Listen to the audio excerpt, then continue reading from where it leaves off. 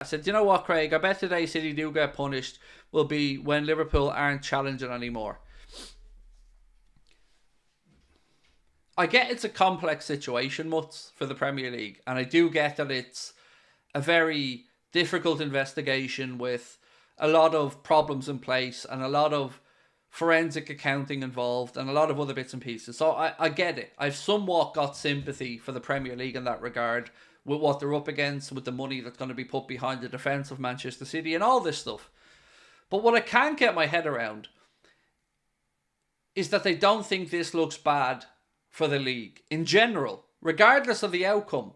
To have an investigation going on this long and hanging over a club while they're just mopping up trophies left, right and centre, and it could all be built on a foundation of lies.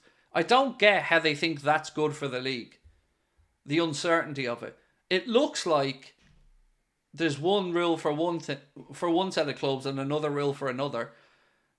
And rightly, questions need to be answered here. Because if you get Everton having 2 points deductions in one season, for very regards to the comparison between the amount of charges and the types of charges, what are they going to do with Manchester City then, if they find them guilty?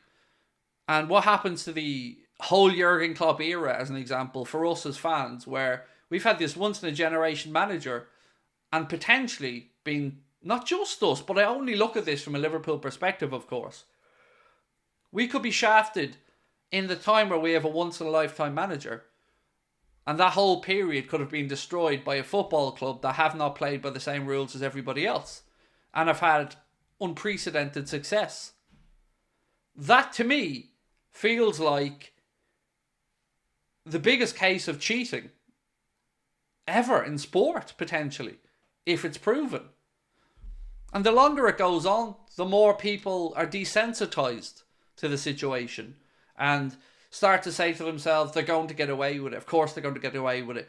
It almost becomes a self-fulfilling prophecy, but it shouldn't be.